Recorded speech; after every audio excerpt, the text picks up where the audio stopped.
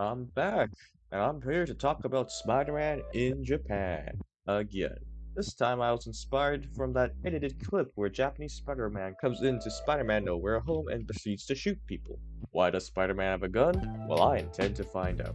So I've talked about Japanese Spider-Man once already, and let me quickly explain the basics. Marvel and Japanese company Toei made a deal to translate comics and create a new Spider-Man show in Japan, which led to this live-action thing where main character Takuya Yamashiro discovered an alien spider ship to gain the powers of Spider-Man and fights a bad guys called the Iron Cross Army, and he uses a big mech. This in turn created stuff like Super Sentai, which then in turn created Power Rangers. I explained most of this and got into a bit more detail in the other video, so check that older video for more info. Now, this episode I'm watching right now is episode 6. The last episode I watched was episode 39, though I have no doubt that while I might understand a little bit more of what's going on, I will still be absolutely lost with what's happening with the plot. So, let's begin. Spoilers, obviously.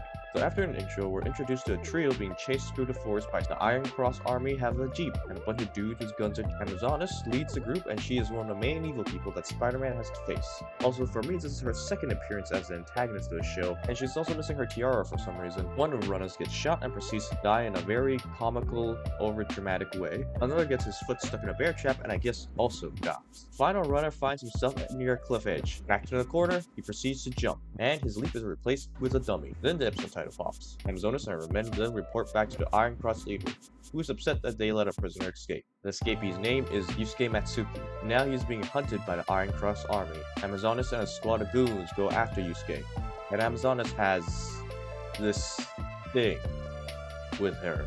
Apparently, he has a good nose and catches the scent of Yusuke. We then cut to a girl and her mother, or a caretaker. The girl goes to school, and the lady then meets another lady named Junko. I still don't know who these people are. Junko then asks for Takuya, aka Spider-Man, because I guess she's supposed to be a love interest. Junko informs Takuya that Yusuke is back, and apparently they both already know about him. Apparently, Yusuke was supposed to be dead, but his death was actually faked, and the Iron Cross army is now after him. I guess they both know that Takuya is Spider-Man, and they're also aware of the Iron Cross army then? Or is, like, the Iron Cross army already an established evil force in this world? I honestly have no idea. Spider-Man and Junko go to the apartment Yusuke is hiding in a totally not suspicious manner. The narrator then explains to us that Yusuke vanished after a climbing incident, but has returned like we didn't just see all of that happen right in front of us. And we're also told the exact same thing by the characters inside the story. Why does the narrator explain a bunch of things that we saw seconds before? It also happened in another episode as well. It's weirdly consistent that way. Yusuke explains what happened to him. Apparently, the Iron Cross army rigged his climbing equipment to force him to fall off a mountain, and then the Iron Cross army dragged him to their secret base and experiment on him.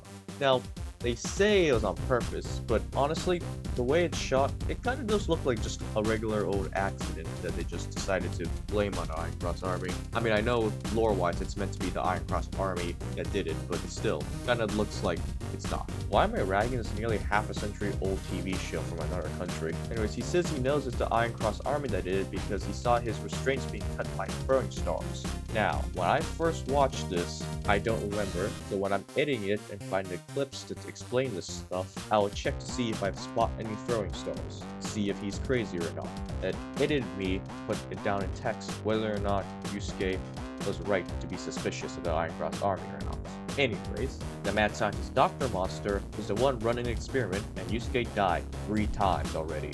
Some spectacular 70s acting then comes along as they react to the story of Yusuke's tortured past. Spider-Man spots the Iron Cross army circling in, and Yusuke explains how Robocula, the machine them, tracked him down. Spider-Man and Yusuke then swap clothes to lure the Iron Cross army away from their targets, and as Spider-Man gets them to chase after him, he then transforms into his Spidey suit. Spider-Man then manages to get the Iron Cross troops to go on a wild goose chase as Robocula finds Yusuke again, so technically there was no point with that whole thing with what Spider-Man just did, because both Spider-Man and the Iron Cross army goons just both end up converging on Yusuke and Junko anyways at the same time. But now at least they were inside a forest instead of a city, which was probably cheaper to film. After some cheesy but moderately athletic fight choreography, the goons are taken out, and the three then seek shelter in the old bunker. And apparently Takuya tries to make sure no one knows that he is indeed Spider-Man, like all the other Spider-Man. I still don't know if anyone actually knows if he's Spider-Man or not, or if his secret is legitimately a real secret, and he's the only one that is aware. If that's the case, man, People kind of don't. People are very oblivious in this world, though, considering the Iron Cross Army exists, that makes sense.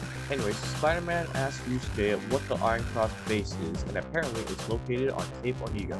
Spider-Man's sister, who works with a newspaper company, is then tasked to find out more about Yusuke, who suddenly came back from the dead. His sister's name is Hitomi, apparently, and she's following Spider-Man around as he spots the Iron Cross goon stalking him as well. Okay, so it was the bad camera quality and the kind of sudden jump cuts, but I thought at first this was Spider-Man, Takuya, but then with the dialogue and how everything was shot, I thought it was then Yusuke playing baseball with these kids, but then it turns out no, it actually is Spider-Man playing baseball badly with these kids. This scene is obviously played for laughs, but it's good to see the consistency of Spider-Man trying to act incompetent while he's in his civilian alter ego. Though, that being said, Takuya in this universe is a pro motorbike racer, so he should naturally be pretty athletic and have decent hand-eye coordination. So it actually doesn't make any sense with how bad and inept he is compared to these kids. Ah well, for a gag to be successful, plot needs to be ignored, I guess. Anyways, his sister, nor the Iron Cross boss, seem very pleased with the fact that Spider-Man's just sitting around doing nothing. Also, apparently Spider-Man's dad was killed by the Iron Cross army, or something. This is all very confusing for me. This is episode 6, so you'd think I could get some more context for this stuff early on, but oh well. Yusuke is back in having nightmares and wakes up in a bunker where he and Junko are hiding as Junko is taking care of him. Apparently, they have matching necklaces. Again, I lack context, but considering it's episode 6, Yusuke just suddenly appeared out of nowhere. Would there have been any context prior to this episode anyways? Fusion aside, we then go to commercial. And then when we return, the Spider family are having dinner, and Hitomi wanting a scoop tries to convince Spider-Man to lead her to their secret hideout. Spider-Man knowing this is a bad idea, says no. Hitomi is upset of this fact, despite the fact that she knows that their lives are in literal danger. Also, why doesn't the Iron Cross army just mug Spider-Man as Takuya for answers? They don't know he's Spider-Man. Who knows? Who knows? Maybe at this point they don't even think he knows right now. Head trauma for Yusuke is bad, so Junko goes to get help. Upon leaving the bunker, she is immediately set upon by Tower of Birdmen. It feels like they could have probably just found the bunker instead of just waiting around until someone leaves it. Amazonas then interrogates her, and wow, she looks really weird without that headpiece.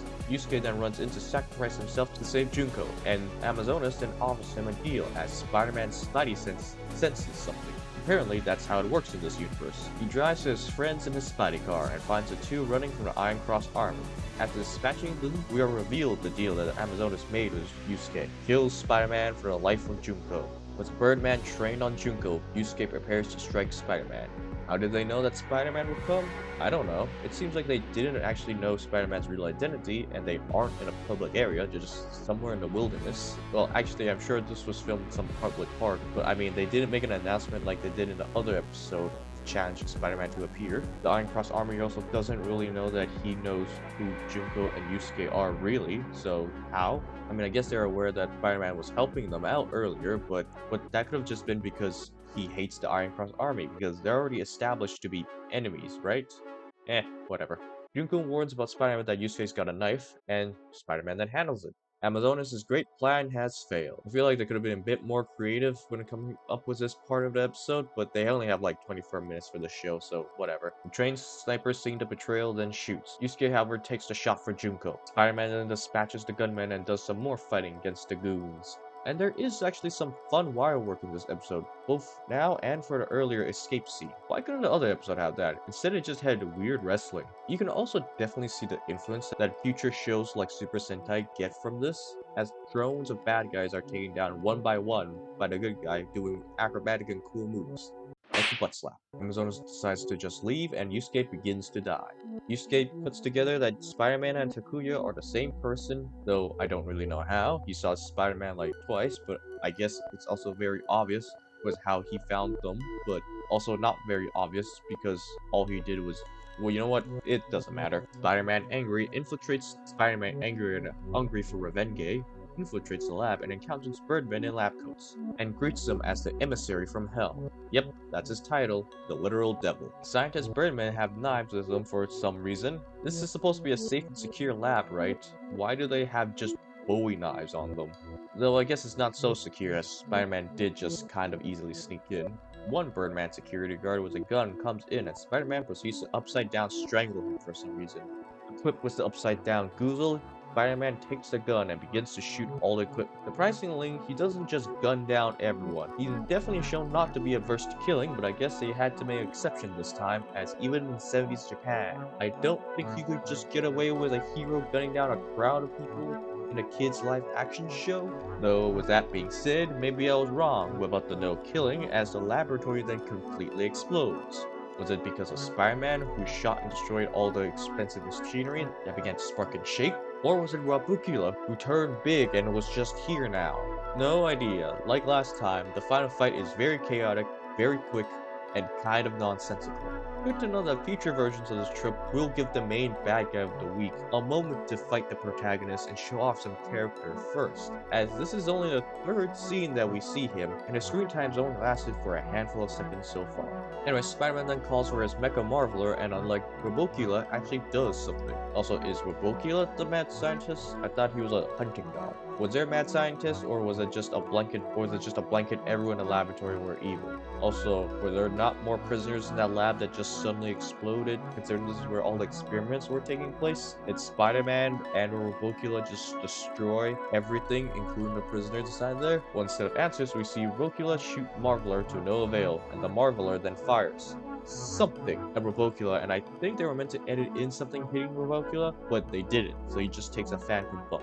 Then Marveler beats him up some more, throws his sword at Robocula, and explodes. Still a better death than Superhuman Fighter. Superhuman Fighter had a foam sword bounce off his face and explode. Though I have to say, poor evil machine Bims. Both times they had to fight the Marveler, they really got nothing done on it, and then it just proceeds to wipe the floor with them. It's insane how powerful this thing is in comparison to everything. The Iron Cross says the war is not over and he will continue. Also, it looks like they only had the bad guy boss actor for one shoot, and they had him say all his lines for this episode in one sitting because this is the exact same scene as his earlier appearance. Whatever. Junko and Spider-Man then go to the sea to remember their friend, who is now dead for the fourth time. The narrator explains that Yusuke loved nature, as this was a good narration because I had no idea that he liked nature, as I only had like 5 minutes to get to know this dude, and for the most part he was just recounting his traumas. Also, for some reason he's been returned back to nature. What are you talking about? They didn't cast his body into the sea. They threw some flowers and a metal locket into the ocean. The flowers are also covered in plastic. They just littered.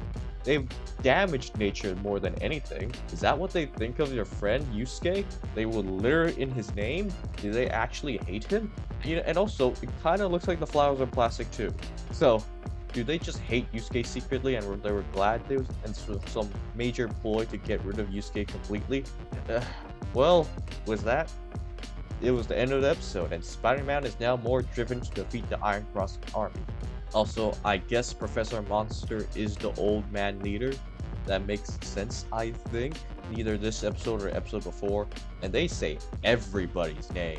Arguably, this episode was even more nonsensical than the last one I saw, despite the fact that it's happening earlier, and in theory, should be more self-explanatory. Because that last episode actually had a pretty clear ongoing story arc that was being told.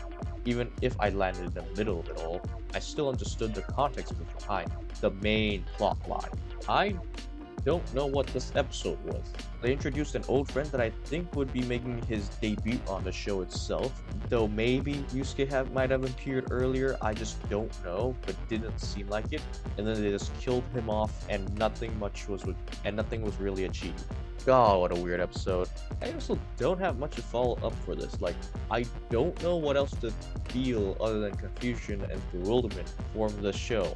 It is interesting to look back in the past and seeing how this became the precursor to so much, and also just how strange and wacky Spider-Man got in the 70s and 80s. I mean, this is definitely not the weirdest Spider-Man, and this is definitely not the worst either. It gets much worse for him. Anyways, the new Spider-Man movie is coming out soon. I'll probably watch it, as I got a free ticket due to the fact that I was refunded for the Supergirl movie due to someone pulling the fire alarm. Well, this new Spider-Man movie can't be more confusing than this. Also, maybe I'll talk about the One More Day comic later on. Who knows? Until then, leave a like, subscribe, and stay notified if you're interested. Go ahead and comment and share, as I'll come back with some other random nerd thing. This is Captain Bill, signing out. See ya.